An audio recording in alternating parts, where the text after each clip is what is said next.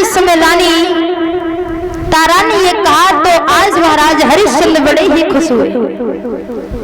मन में विचार कर रहे हैं, मैं बड़ा ही भाग वाला हूँ जब मुझे ऐसी रानी मिली है। इधर मेरे भैया रानी तारा ने जब देखा तो आज महाराज हरिश्चंद्र के आंसू देख करके रानी तारा भी रोने लगी। और जब रानी तारा भी रोने लगी तो आज उसी समय बेटा रोहित आ गया। और बेटा रोहित जब आ गया तो महाराज जवाब दिया, पिताजी एक बात बताओ, हमारे द्वार पर एक साधु आए हुए हैं और वो काफी देर से यही चिल्ला रहे हैं कि महाराज हरिश्चंद्र हमारा कर्ज अदा कीजिए, क्या उस साधु का हमारे ऊपर कोई कर्ज है? जवाब दिया, बेटा है। उसी समय जब ये कहा तो बेटा रोहित कहने लगा, पिताजी क्या हमारे पास तो कुछ नहीं है?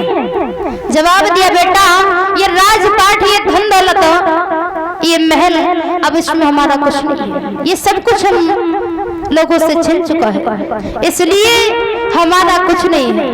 बेटा रोहित ने जब ये शब्द सुने तो कहने लगा, पिताजी अगर ऐसी बात है तो आप हमें बेच लीजिए, हमारी मैया को बेच लीजिए, लेकिन आप उस साधु का कर्ज अदा कीजिए। जब ये कहा तो महाराज हरिश्चंद्र और रानी तारा बेटा रोहित तीनों ये सलाह करके चले हैं। आज महाराज हरिश्चंद्र जब तीनों प्राणी चले हैं बिकने के लिए तो कैसी दशा है महाराज बताया कि रानी केवल एक साड़ी मोटी है और बेटा पे केवल धोती है, राजा पे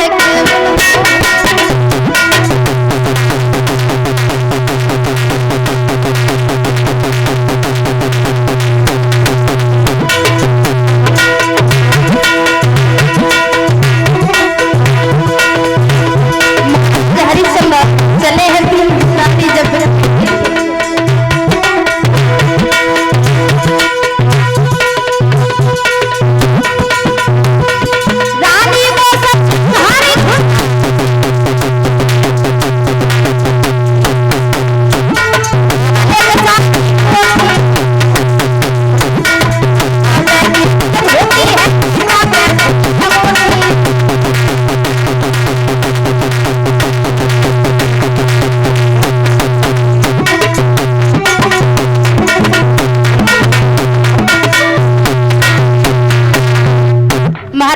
दशा है। आज वो रानी तारा और महाराज हरिश्चंद्र अपने राजपाट को और धन दौलत को, महलों को त्याग करके जब चले हैं गुरु विश्वामित्र के पास में पहुंच गए। और जब गुरु विश्वामित्र के पास में पहुंच गए मेरे भैया तो विश्वामित्र ने आवाज लगाई, राजा क्या कर रहे हो, चलिए जल्दी, हमारा जो कर्ज है आप उस कर्ज को अदा कीजिए। तो महाराज हरिश्चंद्र ने ऐसे ये वचन सुन के चले हैं और आज तीनों प्राणी जब चले हैं प्रजा ने देखा तो आज सारी प्रजा रोने लगी, महाराज आप हमें छोड़ करके कहां जा रहे हैं? अरे आपके बिना हम जीवित नहीं रह पाए, आप जैसे राजा हमें कहीं नहीं मिलेंगे। महाराज हरिश्चंद्र ने समझाया कि हे प्रजा के लोगों, आप लोगों के ऊपर हमारा कोई अधिकार नहीं है, ना ही आपका अधिकार हमारे ऊपर है और ना ही मेरा अधिकार आपके ऊपर है। क्यों?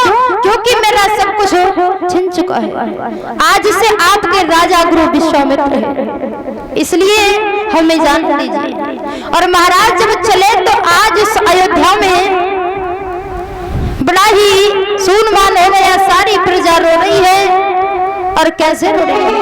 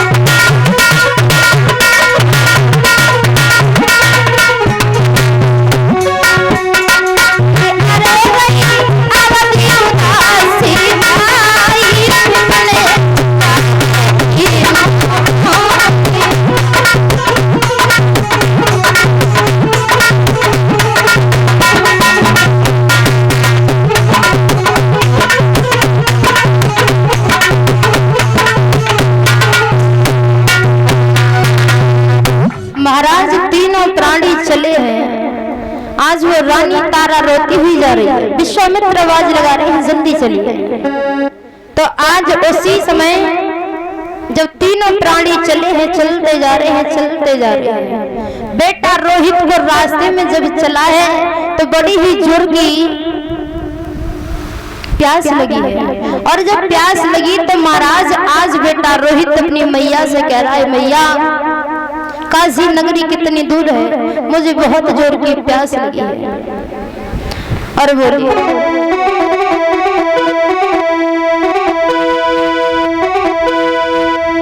पग पग ठोकर खाऊं चला नहीं जाता है, काशी कितनी दूरी बता मेरी माता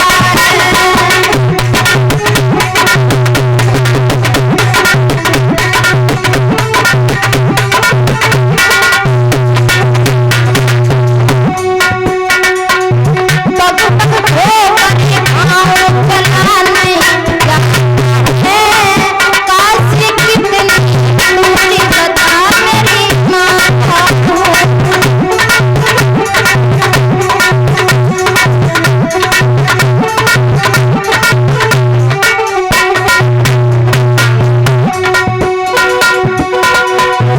मुझे प्यास लगी अति भारी, पानी मेरे भाव में तारी।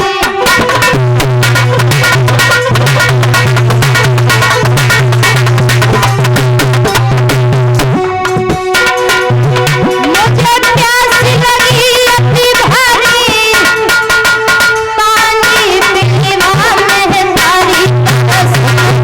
आता है काशी कितनी दूरी बता मेरी माता।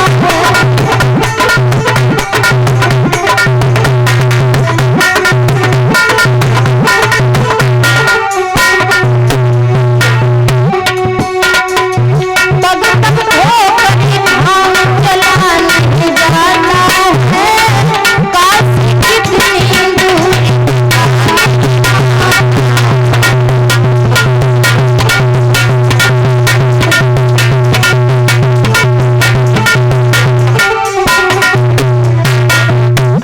बेटा रोहित ने जवाब दिया, मैया मुझे बहुत जोर की प्यास लगी है, अगर कहीं जल हो तो मुझे जल पिलवा दीजिए। तो आज मेरे भैया जब ये कहा बेटा रोहित ने ये कहा तो रानी तारा कहने लगी आसपास कहीं जल भी नहीं है। बेटा कहीं जल नहीं है, मैं तुझे जल कहां से ला करके पिलाऊं।